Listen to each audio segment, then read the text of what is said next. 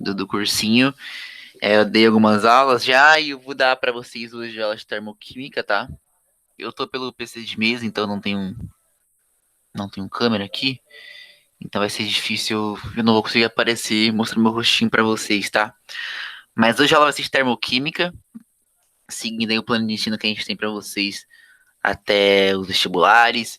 E antes de começar aqui, eu queria dizer que a termoquímica ele é um assunto muito grande, tá? Se você pega para ter termoquímica, por exemplo, na escola, não sei quem aqui já viu esse assunto nas escolas, são várias aulas que a gente pega para ter termoquímica. O que eu tentei fazer aqui, visto que a gente vai ter só uma aula para falar de termoquímica, é pegar os tópicos mais importantes para trabalhar com vocês, tá? Que são basicamente os assuntos mais importantes que vocês precisam saber para que vocês possam conseguir resolver as questões quando aparecerem lá nos vestibulares, tá? Então, para começar, antes de tudo, o que é termoquímica, né? Alguém sabe o que é termoquímica? Alguém arrisca falar ou colocar aí no chat? Aí o Victor me fala se teve alguma resposta.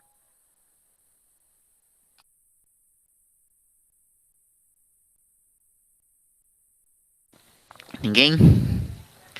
Então, basicamente, o que a gente tem que entender é que em todas as reações que a gente encontra na natureza acontecendo, em todas as coisas que acontecem na natureza, é, existe uma quantidade de calor que está sendo trocada nesses tipos de interações. Então, basicamente, a termoquímica é uma área específica que existe dentro dos conteúdos de química que estuda basicamente essa quantidade de calor que está sendo envolvida, que está sendo trocada durante essas reações químicas, né? Então, existem duas reações, dois tipos de reações químicas mais importantes que a gente vai ver mais para frente. E a termoquímica basicamente estuda como e a quantidade de calor que vai ser trocada durante essas reações entre os corpos que é onde está acontecendo a troca de reações e o ambiente, né? Porém, antes da gente começar a falar desses tipos de reações, vale lembrar dois conceitos importantes que a gente não pode seguir aqui sem saber, para entender melhor os conteúdos da termoquímica, tá? O primeiro é a definição de calor. Então, o que seria calor, né? Então, basicamente, calor é energia térmica. Pensa que a determinada temperatura, os átomos presentes em alguma substância, eles estão lá se movendo, né? Eles têm constante movimento. Então, basicamente, calor é energia térmica que é trocada, que é transmitida entre dois ou mais corpos que estão a temperaturas diferentes no mesmo ambiente. Então, por exemplo, digamos que você está em um ambiente, num recipiente, onde tem uma bola de metal quente e uma bola mais fria. Então, como esses corpos eles estão a temperaturas diferentes, ocorre uma troca de calor entre esses dois corpos, tá? Então, é basicamente esse é o conceito mais simples do que é calor que vocês têm em mente, que vocês vão encontrar aí nos vestibulares, tá? E um outro conceito extremamente importante que vocês precisam dominar é o conceito de equilíbrio térmico.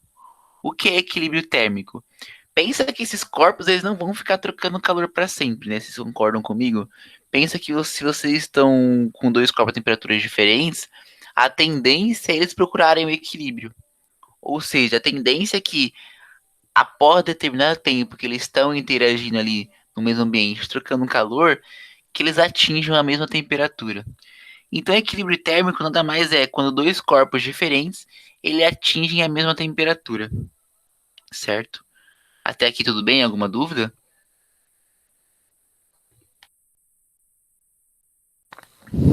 Não, então vou continuar.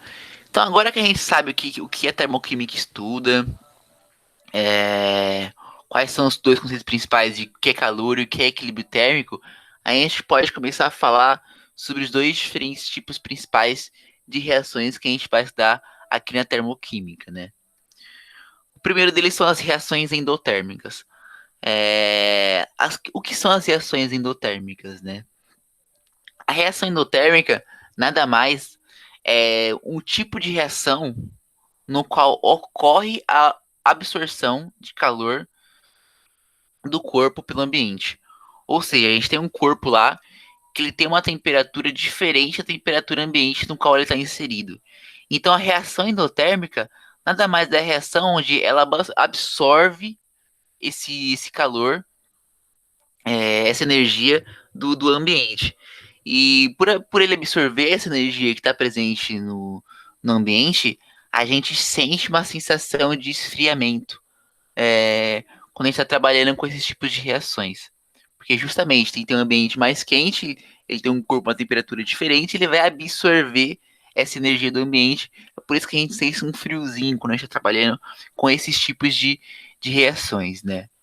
E eu vou falar um pouquinho mais para frente quando a gente for tratar de entalpia, mas nesse tipo de reação, a reação ela é deslocada para a formação dos produtos.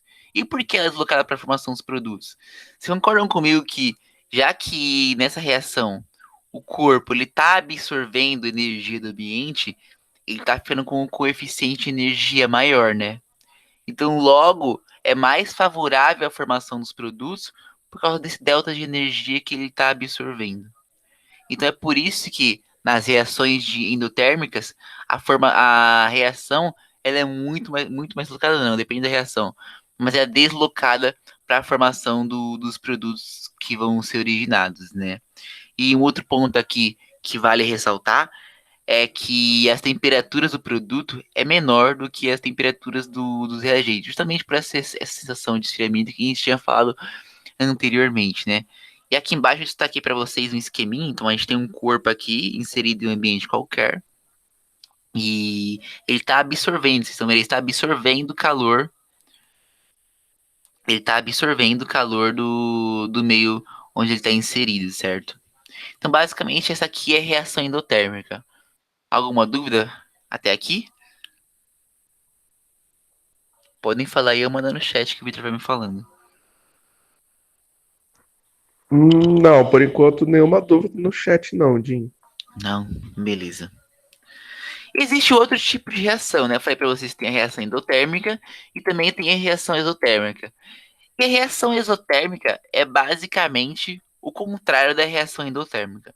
Então, se uma reação ela absorve o calor, a energia do meio na qual está inserido, a reação exotérmica ela vai liberar calor para o ambiente. E nesse tipo de reação, quando a gente está trabalhando com ela, a gente tem uma sensação de aquecimento do sistema no qual a gente está trabalhando, tá? Então, basicamente, é uma análoga à outra. Então, enquanto na endotérmica a gente absorve calor, na exotérmica a gente libera calor pro ambiente, pro sistema. E aqui também, diferente da reação endotérmica, a temperatura dos produtos ela é muito maior não, mas ela é maior do que a dos reagentes que estão sendo trabalhados, tá? E aqui eu também coloquei um esqueminha para vocês, que a gente tem um corpo aqui, provavelmente um corpo mais quente do que a temperatura do ambiente, e ele está liberando aqui calor, liberando energia no ambiente onde ele está inserido, tá?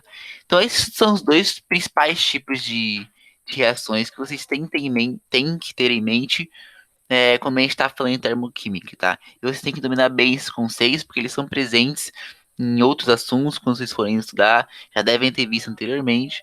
Então é bom vocês terem domínio do que são reações endotérmicas e do que são reações exotérmicas, tá? E por que é importante a gente estudar reações endotérmicas e reações endotérmicas? Porque é através das reações endotérmicas e exotérmicas a gente pode dar um efeito muito importante para a natureza, né? Que são as mudanças dos estados físicos. Então, basicamente, eu ilustrei aqui, coloquei aqui para vocês, como que é feito e qual é a ordem, né? Então, quando a gente passa do sólido para o líquido e do líquido para o gasoso, a gente está falando de um efeito de uma reação endotérmica, né? Justamente por quê? Justamente porque a gente está absorvendo energia, a gente está absorvendo calor, né? As moléculas vão ter mais energia, vão começar a se movimentar um pouquinho mais rápido, e essas interações que existiam mais fortes no sólido para o líquido e para o gasoso vão enfraquecendo, né? E eles vão fazendo essa mudança de do estado físico. Então, quando a gente tem nessa ordem do sólido para o líquido para o gasoso, a gente está tratando de uma reação endotérmica e justamente a contrária do gasoso para o líquido para o sólido, a gente tem uma reação exotérmica, né? Já que os corpos aí envolvidos nessas interações eles estão liberando energia pro meio, tá? Então é muito bom saber isso aqui, porque se estiverem ouvindo algum barulho, é que tem um bebê aqui em casa hoje, tá? E aí, enfim. Mas é justamente é importante a gente entender as noções de reações endotérmicas e exotérmicas por conta de entender a mudança dos estados físicos, tá? Isso aqui é um ponto muito importante para a gente ter em mente. Bom, agora que a gente sabe o que é reações endotérmicas, o que são reações exotérmicas, vou trazer um conceito aqui muito importante na termoquímica que vocês têm que dominar de qualquer jeito esse conceito, tá? Que é o conceito de entalpia. O que é entalpia? Basicamente, igual eu falei, existem reações endotérmicas e endotérmicas, né? E a gente tem que entender, a gente tem que ter uma maneira, quando a gente está falando de reações, de medir essa troca de energia que está acontecendo nessas reações, né? Então, a entalpia não é nada mais, nada menos do que o valor da energia trocada nessas reações que a gente conhece, tá? Aí você pode perguntar, putz, Mundinho, como que a gente mede, né? Qual equipamento? A gente não tem equipamento que mede entalpia hoje, né? Então, quando a gente estuda entalpia, o que a gente vai estudar vai ser a variação da entalpia. Como assim a variação da entalpia? A gente vai estudar a diferença entre a energia final dos produtos que a gente obteve, ou energia final de uma reação, quando a gente vai falar um pouquinho de Hess mais pra frente, e a energia inicial dos nossos reagentes, tá? Então aqui tem uma formulinha muito clássica que vocês têm que decorar, onde basicamente a variação de entalpia é a entalpia final menos a entalpia inicial. Então é desse jeito que a gente entende o conceito e a gente trabalha com o conceito de entalpia, né? E existem N reações que a gente pode trabalhar estudando a entalpia, porém eu resolvi destacar as três que são as mais importantes, que é, antes de tudo, entender o conceito de entalpia, entender o é a energia que é trocada nesses dois tipos de reações, tudo certo até aqui, certo? Então eu vou continuar, tá? Então vocês têm que saber, pelo menos alguns conceitos de algumas reações importantes quando a gente fala de entalpia, tá? E aqui eu trouxe as três principais que eu acredito que vão ser as três que vocês vão encontrar aí nos vestibulares, tá? Assim que acabar a aula, eu vou mandar uma lista de exercícios para vocês trabalharem sobre termoquímica e vai ter exercícios sobre essas reações, tá? Mas basicamente as três reações principais, as três entalpias principais que vocês têm que ter noção é a entalpia de formação, a entalpia de combustão e a entalpia de ligação. O que é entalpia de formação? É basicamente a entalpia que está envolvida, né? Ou seja, é aquela entalpia que vai ser liberada ou que vai ser absorvida, que é necessária para acontecer a formação de uma substância específica, ou seja, para acontecer aquele tipo de ligação, né?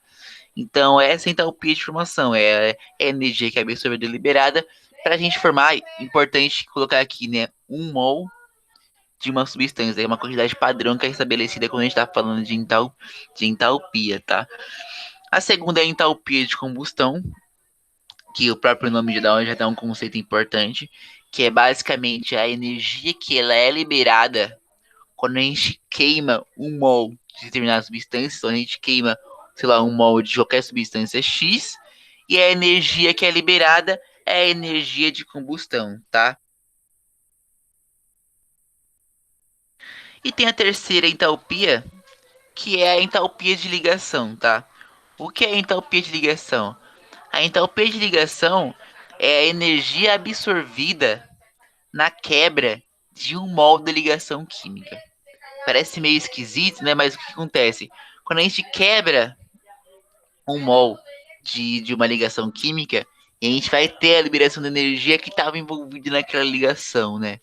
Então é esse jeito que a gente mede. É importante ressaltar que a gente faz a medida dessa entalpia com as substâncias no estado gasoso, tá?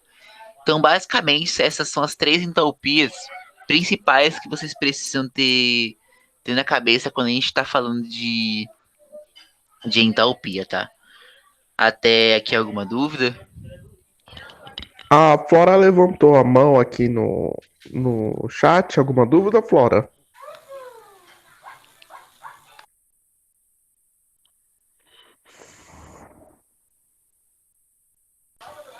Flora?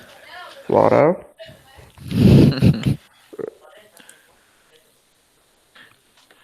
Bom, eu vou continuando aqui. Isso. Se ela tiver alguma dúvida, ela manda no chat aí, ela para ela de novo, tá? Fica à vontade. Beleza. Então, lembra que eu falei para vocês sobre as reações endotérmicas e isotérmicas? Eu falei que eu ia voltar a falar para vocês, né? Porque para cada tipo de reação, tanto exotérmica quanto endotérmica, a gente tem algumas particularidades dessas reações, né? Então, e quais são essas particularidades? É em relação à variação da entalpia que está presente nessas reações diferentes, tá? Então, basicamente, na reação isotérmica, lembra que eu falei que geralmente a temperatura do produto ela é maior do que a dos reagentes, porque está ocorrendo a liberação de calor, né? Então, quando a gente pensa nisso, está ocorrendo essa liberação de calor, a gente pensa ocorrer uma liberação de energia até. Então, quando a gente fala da variação entálpica que tem nas reações isotérmicas, a gente sempre vai ter em mente que o ΔH dessa reação ele vai ser negativo. Por quê? Porque os produtos eles serão menos energéticos do que os reagentes, tá? Então é isso que acontece na reação isotérmica, ocorre aquela liberação de energia. Então quando a gente faz aquela formulinha que eu mostrei para vocês, da entalpia final menos entalpia inicial, ou seja, dos produtos menos os reagentes, esse ΔH da reação global final, ele vai ser negativo por conta desse gap, né, dessa diferença de energia que existe entre os produtos e os reagentes. E aqui tem um diagraminha clássico aqui do caminho de uma reação exotérmica que mostra para vocês. Então aqui a gente tem inicialmente, onde o eixo Y aqui está indicando a entalpia, o eixo X está indicando o caminho da reação, em unidades arbitrárias aqui, onde a gente tem a entalpia dos reagentes iniciais maior, e conforme vai ocorrer na reação, a gente percebe que a entalpia dos produtos no final ela é menor do que as reagentes. E aqui a gente está indicado essa diferença de entalpia que existe, certo?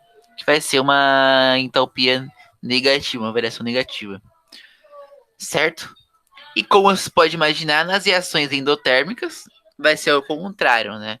A variação dessa energia envolvida na reação, ela vai possuir um ΔH positivo, né? Ela vai possuir um sinal positivo, porque a energia dos produtos, já que a gente está absorvendo esse calor, essa energia do sistema, ela vai ser maior do que a dos reagentes, né? Então, quando a gente jogar lá na nossa formulinha chave, esse nosso ΔH ele vai ser positivo, tá?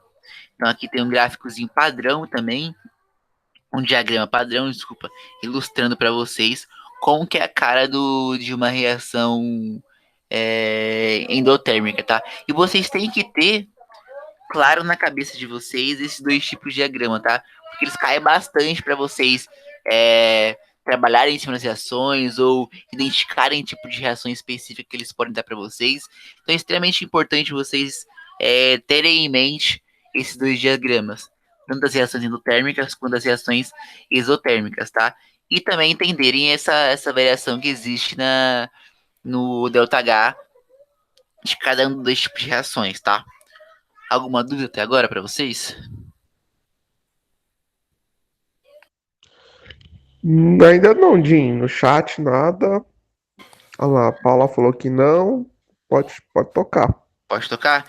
Então vamos Pode. fazer um exercício aqui para vou dar 2 minutinhos para vocês resolverem. Então tem aqui, ó. Analise as reações termoquímicas a seguir com seus respectivos valores de variação de entalpia e classifique-as como endotérmicas ou exotérmicas. Eu vou dar 2 minutinhos aí para vocês darem uma respondida nessa questãozinha, tá?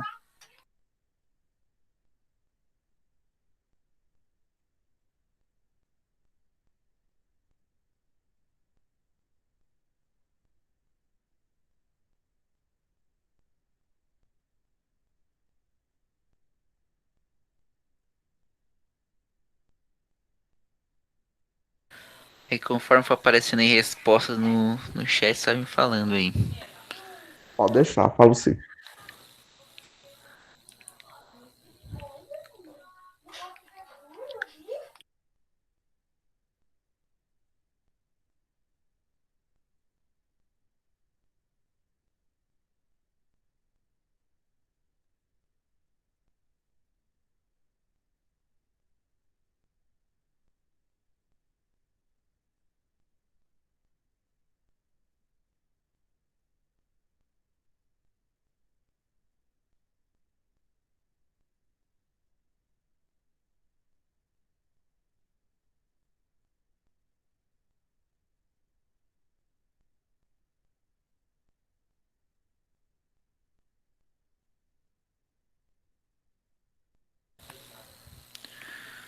Vamos lá responder, galera. Teve alguma resposta aí no chat? Alguém falou alguma coisa? Absolutamente nada. Nada? Nada. Acho que eles acertaram tudo e não querem se gapar. Não querem falar, né? Também acho que foi É, isso. acho que foi isso. Mas vamos resolver aqui juntos, tá? Então, aqui, igual eu falei, vocês tinham que ter aquele conceito de entender basicamente o sinal envolvido aqui, né, nesse ΔH de cada uma das reações apresentadas, né? Então, era basicamente vocês lembrarem que ΔH positivo, reação endotérmica, ΔH negativo, reação isotérmica. Então, na primeira, na segunda, na terceira e na última, todas elas a gente pode observar que todas as reações possuem um ΔH negativo. Ou seja, provavelmente a energia, provavelmente não, ou seja, a energia dos reagentes ela é maior do que a energia dos produtos em todas as reações destacadas com o sinal negativo. Ou seja, a entalpia delas é menor que zero. E na letra D, a gente tem que a entalpia da reação ela é maior que zero, ela tem um sinal positivo aqui. Ou seja, a energia provavelmente aqui do produto formado ela é maior do que a energia dos reagentes, tá? Então aqui tá a resposta. Então a gente tinha quatro reações aí exotérmicas, sendo uma reação endotérmica, tá? E deixa isso bem tranquilinho aqui para vocês identificarem. E agora aqui um outro exercício um pouquinho mais difícil aqui, mais conceitual, da Universidade Federal de Santa Maria, e ele falou o seguinte: considere o seguinte gráfico. Aí tem um gráficozinho para vocês aqui, de uma reação específica, A2 mais B2, formando 2AB. Ele fala, de acordo com o gráfico acima, indica a opção que completa as respectivas lacunas da frase a seguir. Tá falando, a variação de entalpia ΔH é, a reação é, porque se processa, tarana, calor. Então, a gente tem essas alternativas aí.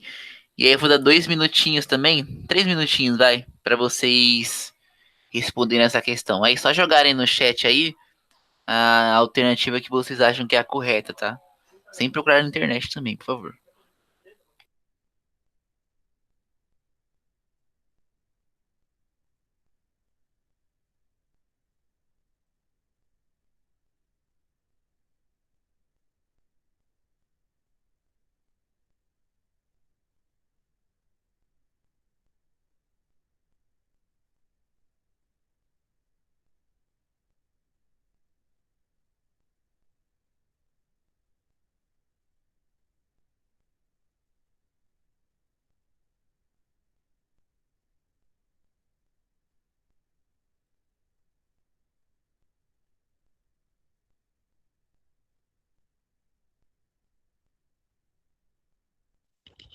Ó, teve um comentário de que a resposta é a letra D.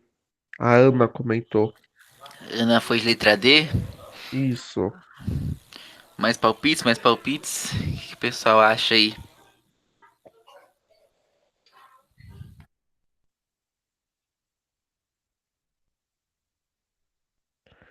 Vamos ver, por enquanto só a Ana mesmo. Ana Carolina. A Paula disse D também. Paula D também? É, Vou mais um minutinho aí pro pessoal também dar uma animada. Responder a questão. pessoal indo tudo na D. Tudo de D. Será que é a D mesmo? Vamos lá. Então, já vou dar a resposta, já que a galera tá terminando o exercício. Mas é realmente na letra D, tá, pessoal? Bom demais. Então, aquele é um exercício clássico aqui, onde ele envolve todos os conceitos principais aí desse comecinho de termoquímica envolvendo entalpia, tá? Onde basicamente você nem precisava muito analisar sentenças para entender, né? A gente já tinha aqui o gráfico da reação, igual eu falei, aqueles gráficos bem característicos dessa reação genérica aqui que ele mandou pra gente, onde a gente claramente já podia ver que a energia aqui do produto formado, ela é menor do que a do produto dos reagentes originais, né? Então só de cara a gente já podia eliminar todas que tinham reações endotérmicas, né? Porque esse aqui é claramente um gráfico característico de uma reação exotérmica. Então a letra B e C a gente já mandava fora, né? Então aqui a gente fala que a variação da temperatura a gente sabe que a variação da temperatura de uma reação exotérmica, ela é negativa. Então a gente colocaria aqui tudo que tem de positivo, a gente já eliminaria. Então aqui a gente ficaria com duas alternativas, né? A D e a E. E no final a gente coloca porque se processa liberando calor, né? Numa reação exotérmica a gente libera calor. Então, claramente aqui uma reação exotérmica, tá? Então, alternativa correta, alternativa D. Alguém ficou com dúvida? Alguém não conseguiu resolver o exercício? Quer tirar alguma dúvida sobre?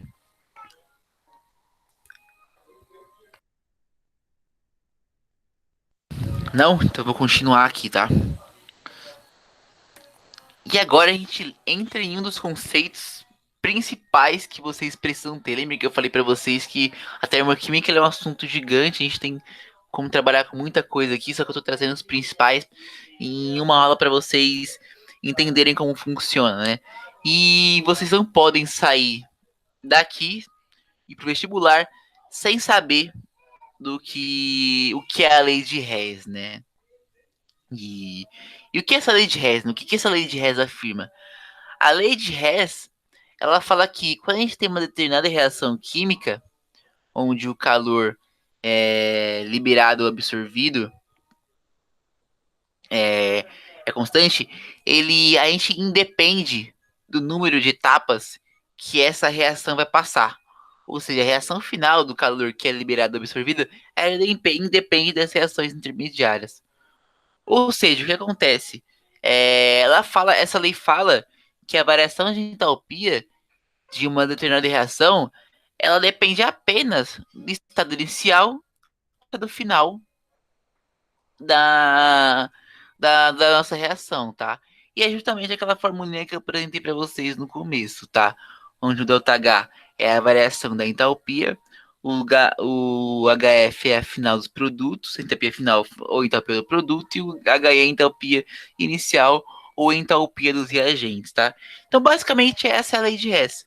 A lei de Hess, ela fala que, sendo um pouquinho mais claro e resumido, que a entalpia final de uma reação global, ela meio que independe do número de etapas das reações intermediárias por quais ela está passando.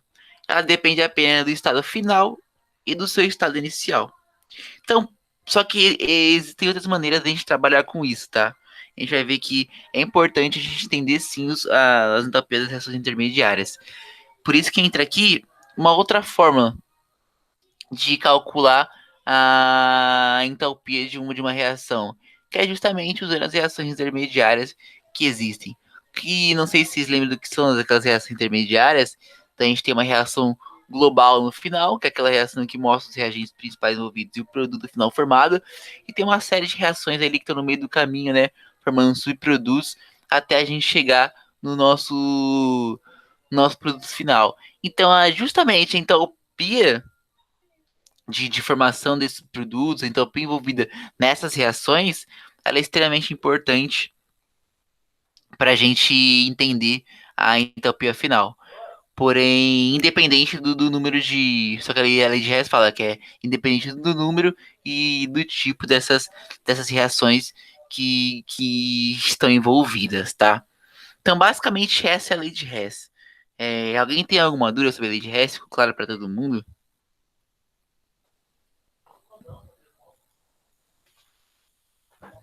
Por enquanto, nada no chat. Nada? Não. Beleza. E eu trouxe aqui um exemplo do a lei de Hess, né? Então aqui a gente tem um gráfico onde a gente quer saber o ΔH3 aqui da reação, que é o ΔH final, né? Então digamos que a gente tem duas semi-reações aqui, o ΔH1 e o ΔH2. A gente quer saber o ΔH3, né? E aqui a gente tem as etapas de reação, né? De A para B e de B para C. Então a gente quer saber, lembra que eu falei para vocês que o que importa é, é o estado inicial, o final e o inicial para a lei de Hess, independente do número de tipos de reações intermediárias que estão envolvidas aí no meio do caminho. Então basicamente ele quer saber quanto que vai de A para C, quanto que é essa variação de energia, né? Então, como é que a gente faria isso, por exemplo, sabendo que a gente tem reações intermediárias? Aqui é só uma reação genérica, tá, pessoal? Um exemplo genérico aqui. Então, aqui ele fala que ΔH1 de A para B é 122 kJ e fala que H2, a variação de entalpia que corre de B para C, ela é 224 kJ, né? Então, ele quer saber primeiro o ΔH3 e depois a gente vai achar a variação da entalpia final, né? Então, qual é o ΔH3, né? Qual é essa energia aqui envolvida? É basicamente a soma das energias é, intermediárias, tá? Então, vai somar aqui o ΔH1 de A para B, vai somar o ΔH2 de B para C, e a gente acha o ΔH3. Aí você fala, Rondinho, mas qual é a variação de entalpia da reação global, né? De A para C. É só fazer a energia final, a entalpia final dos produtos que a gente achou, o ΔH3, 346 kJ, menos a inicial, que é os 122 joules de A para B. E a gente vai achar a variação entalpia da reação, tá? Então é basicamente isso a lei de Hess. Claro, eu vou mostrar mais para frente um exercício mais complexo para trabalhar alguns tópicos para vocês, porque eu acho que através do exercício vai ficar um pouquinho mais fácil, tá? Mas a lei de Hess é basicamente você trabalhar com essa reação intermediária, trabalhar com esses valores de entalpia para a gente achar a variação de entalpia da reação global final, tá? Nenhuma dúvida ainda, Vitor, no chat? Nenhuma. Perfeito, então vou continuar aqui, tá? Então trouxe aqui um exercício, é um exercício da FUVEST, ele é um exercício um pouquinho mais complicado que eu vou trabalhar com vocês aí até o final da aula, para discutir com vocês alguns conceitos importantes da reação, né? Chess. Ele fala o seguinte: com base nas variações de entalpia associadas às reações aqui, aí dá duas semi-reações aqui, a semi-reação e a semi-reação 2, com valores de entalpia distintos aqui, ambas com valores positivos, ou seja, ambas reações endotérmicas. Ele fala: pode-se prever que a variação de entalpia associada à reação de dimerização do Na2 será igual a, e aqui tem a reação global que ele dá, certo? Então aqui tem as semi-reações, dessas semi-reações a gente tem a reação global. Ele está aqui dando as alternativas. Esse exercício aqui eu vou fazer com vocês, tá, pessoal? Eu não vou dar tempo para vocês porque eu quero discutir uns pontos importantes que vocês precisam saber para trabalhar com esse tipo de exercício. E o primeiro passo que a gente tem que entender aqui é olhar para a reação global e olhar para as semi-reações, tá? Então, o que a gente está vendo aqui? A gente está vendo que na semi-reação, na reação global, o, o Na2 ele está nos produtos, né? E o N2O4 ele está nos reagentes. Como o NO2 ele está nos produtos, nos reagentes, a gente tem que colocar ele nos reagentes nas semi-reações parciais, para a gente ter a reação global, né? Só que se a gente observar aqui, onde é que está o NO2? O NO2 aqui na semi-reação, ele está na parte dos produtos e não na parte dos reagentes, como na reação global. Então, o que a gente acontece quando a gente tem uma reação global?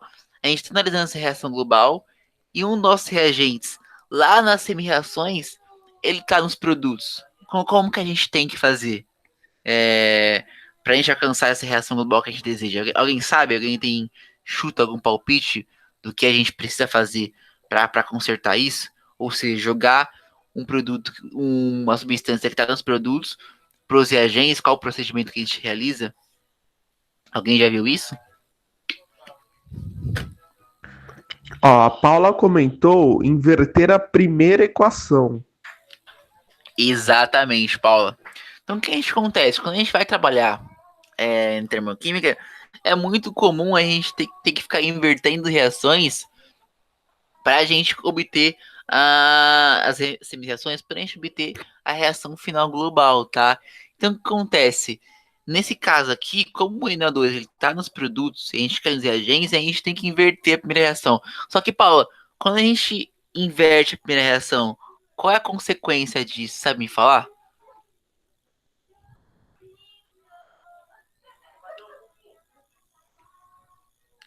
O que acontece quando eu vou inverter? A gente vai inverter a primeira reação, acertou.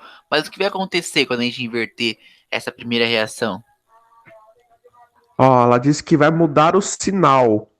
Exatamente, Paulo, show de bola. Então o que acontece, galera, que é o detalhe mais importante aqui quando a gente está trabalhando com esse tipo de exercício, é que quando a gente inverter qualquer reação parcial que a gente está trabalhando, a gente vai inverter também o sinal do ΔH, né? Porque é um conceito meio óbvio, vocês não concordam comigo? Porque pensa, se para formar o NO2 aqui, a gente tem que absorver energia, ou seja, uma reação endotérmica, quando a gente inverter essa reação, ele vai virar uma reação exotérmica, né? Para o NO2 se quebrar em dois produtos diferentes, ele vai ter que liberar essa energia. Então vai mudar o som da reação, tá? Então é exatamente isso que a Paula falou. A gente vai inverter a reação e a gente vai inverter o sinal do ΔH da reação, tá? Então tá aqui. O primeiro passo é a gente inverter a equação, né? Porque no NO2 ele precisa estar no lado dos reagentes para a gente ter a reação global. E nunca esquecerem de inverter.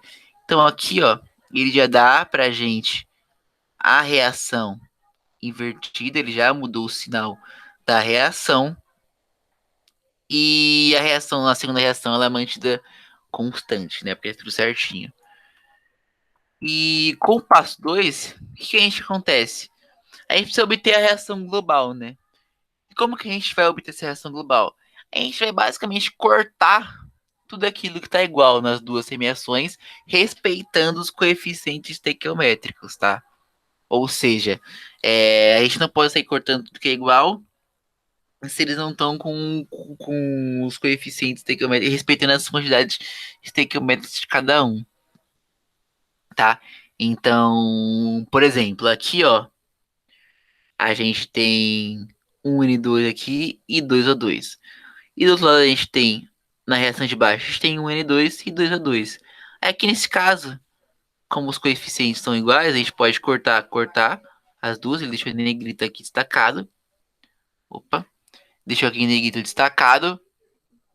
E a gente vai obter aí a reação global que a gente estava procurando, tá? Mas aí eu jogo a pergunta para vocês. E a gente precisa ter uma reação global e de uma reação hipotética, tá? A gente precisa cortar os produtos de uma reação com os produtos de outra semi-reação. E eu preciso multiplicar uma das reações por um fator para que isso aconteça. Se eu multiplico a reação, o que acontece com o ΔH? Alguém tem algum palpite aí para me falar o que acontece com a reação quando eu faço esse tipo de mudança? Ó, a Paula comentou que vai multiplicar também o ΔH. Alguém concorda com a Paula ou alguém tem palpite diferente?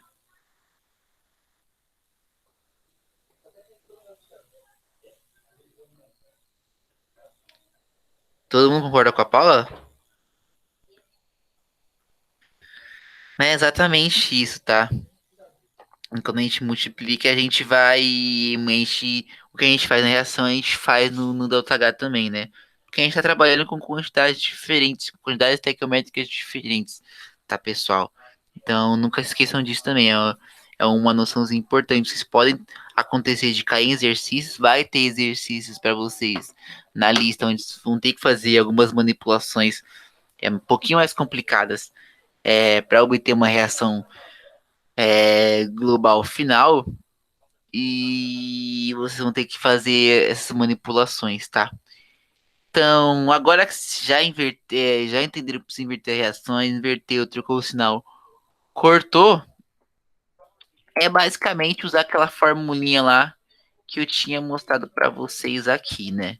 Que quando a gente está trabalhando com reações, com reações parciais no exercício, que é basicamente o ΔH é a somatória do ΔH1 de uma reação genérica com o ΔH de uma outra reação, tá? Então, a gente tem que o ΔH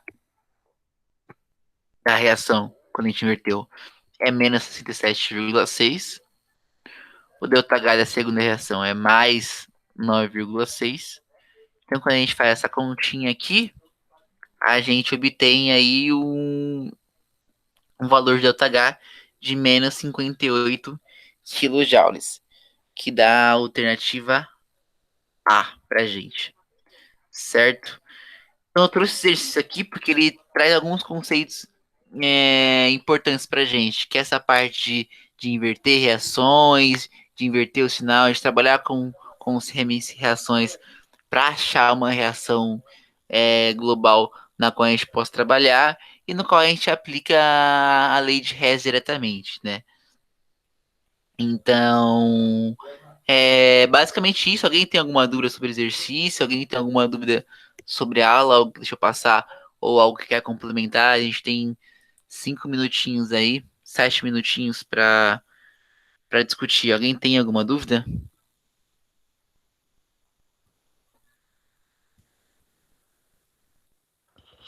Não, por enquanto a Ana Laura disse que não. Ana Laura, não. Não. Ninguém tem? Quem Bom, tiver então, dúvida pode perguntar, viu, pode pessoal? perguntar aí, pessoal. Igual eu falei, é um assunto grande. Eu tentei trazer aqui os principais assuntos aqui, os principais tópicos que vocês precisam saber. Mas se tiver alguma coisa que vocês já têm ouvido por aí, querem tirar alguma dúvida mais específica, podem perguntar, tá? O que vai acontecer é que eu vou mandar uma desses exercícios para vocês.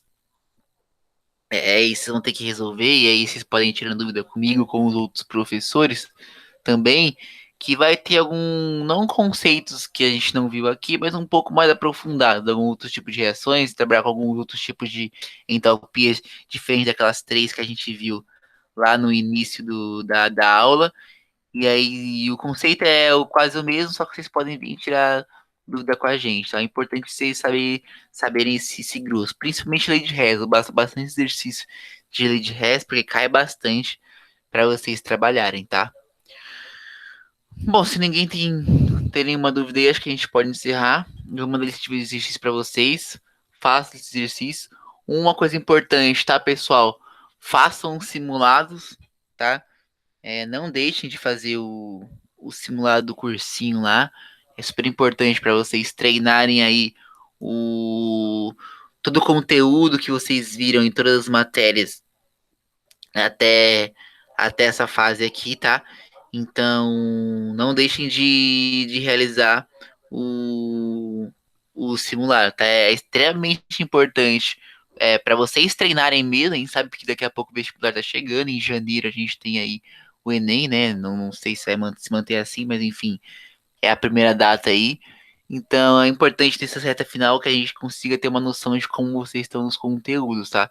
Então não deixem de fazer o simulado. Separem um dia, totalmente de forma digital aí, o que facilita para vocês, e façam simulados, tá?